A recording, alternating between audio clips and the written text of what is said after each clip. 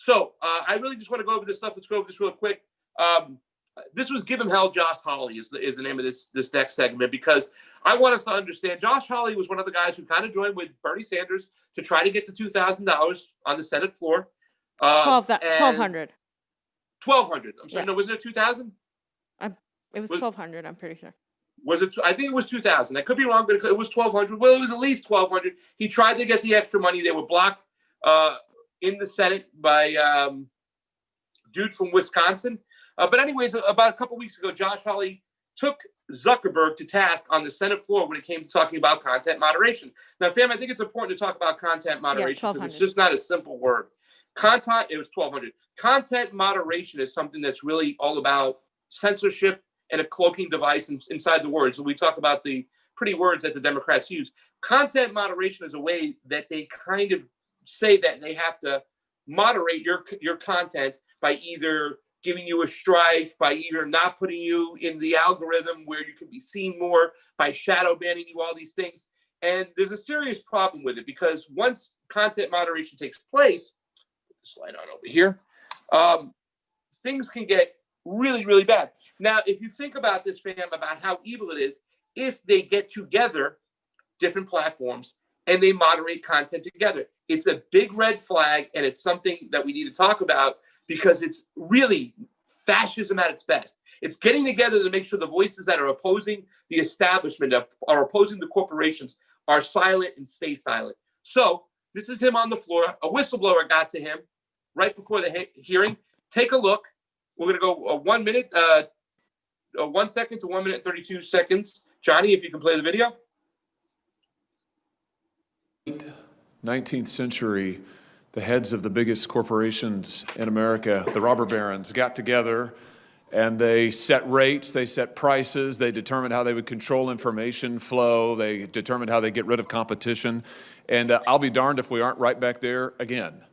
Except for this time, you're the robber barons. Your companies are the most powerful companies in the world, and I want to talk about how you're coordinating together to control information. In recent days, my office was contacted by a Facebook whistleblower, a former employee of the company with direct knowledge of the company's content moderation practices, and I want to start by talking about an internal platform called Tasks that Facebook uses to coordinate projects, including censorship. The Tasks platform allows Facebook employees to communicate about projects they're working on together.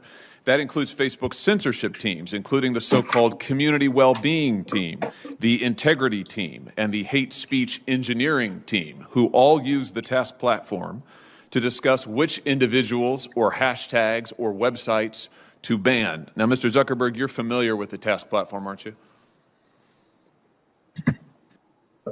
Senator, we use the task system for, I think it's, as you say, for people coordinating all kinds of work across the company, although I'm not sure if I'd agree with the characterization specifically around content moderation that you gave. Well, let's get into that, and let me see if we can refresh your memory and provide folks at home watching with an example. Here over my shot of the Task platform in use.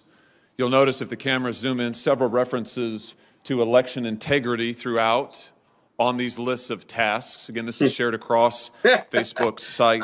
You ever see the movie Friday? Debo, you were bobbing and weaving when you should have been weaving and bobbing. That's all Zuckerberg was trying to do. He was trying to get out of this whole thing. He was trying to minimize what was going on. I mean, the tactics that are being used by big tech across the board are really scary, fam. They're fascist. And, they're very fascist. And what we've experienced here, I mean, I know we have our own business and we have, a YouTube show and we know what YouTube is and we understand who pulls the strings at YouTube with Susan Wojcicki, the CEO, and how close she is. But the fact that this is still going on, and this right over here, this is something so big. I know people just might think it's kind of gloss over it, but content moderation. And now they're sharing information across platforms. That is very, very dangerous, very scary, and we need to bring it to an end. Biden, fam, 16 million from big tech. Trump, 500,000. That's the reason why I was like, gun to the head. If I had to vote for Trump or Biden, it's easy. I'm going to vote for Trump, gun to the head. We obviously voted for Gloria Larivic here. But, I mean, big tech is just all about suppression in the public square. And it's not.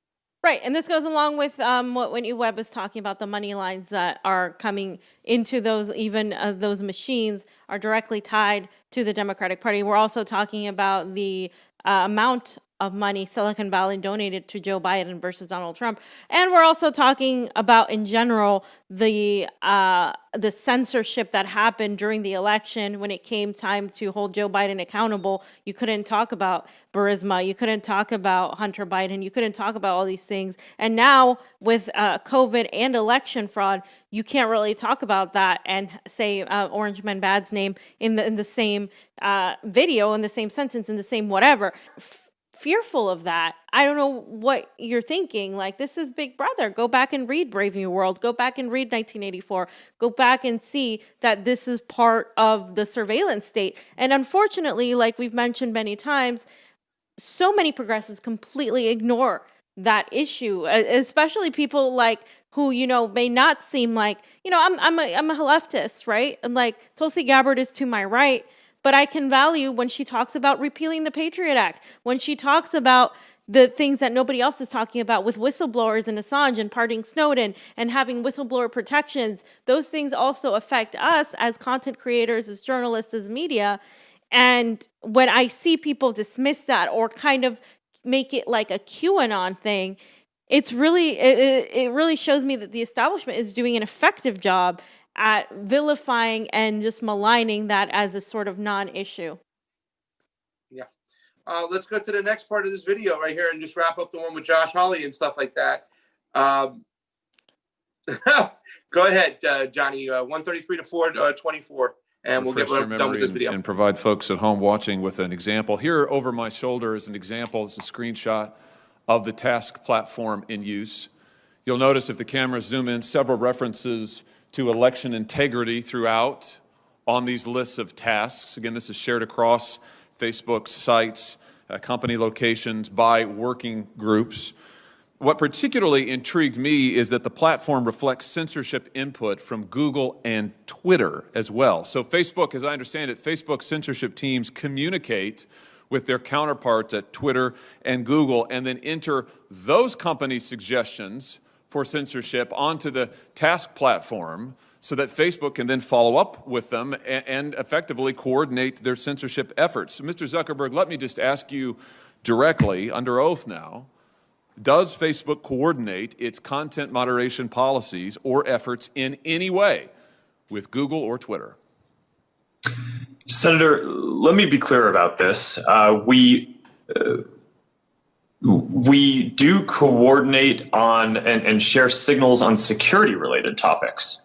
So, for example, if there is signal around a terrorist attack or around child exploitation imagery or around a foreign government creating an influence operation, that is an area where the companies do share signals about what they see.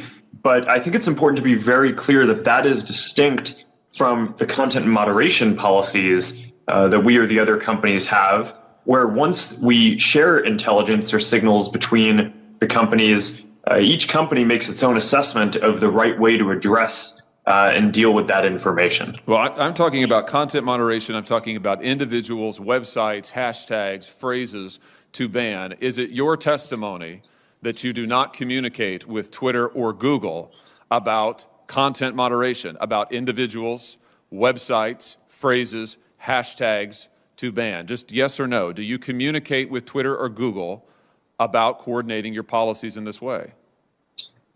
Senator, we do not coordinate our policies. Do your Facebook content moderation teams communicate with their counterparts at Twitter or Google?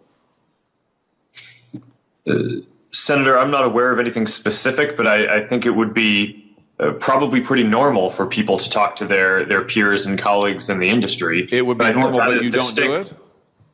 No, I'm saying that I'm not aware of any particular conversation, but I would expect that some level of communication probably happens.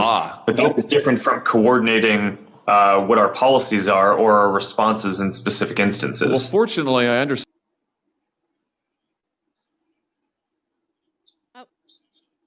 Pasta?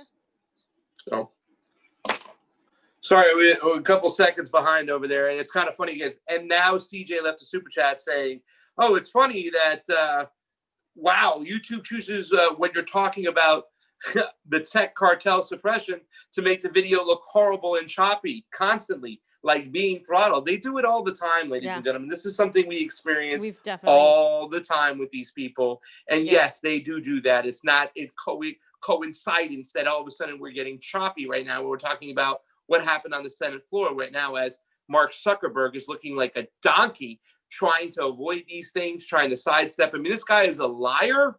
He's a CIA asset as far as I'm concerned. And what they are doing right now is fascism at its finest. And they can try to hide it, give it any other name, try to make it look better. But we do have this coming up, fam, because we do have a little faith right now because there is now a lawsuit. Facebook must be broken up, the government says, in a groundbreaking lawsuit. But guess what's going to happen once Mr. Biden comes in there, fam? Wah, wah, Right. wah. He's got all his goons lined up ready to take care of that. The goons, they're ready, and they're ready to rock and roll.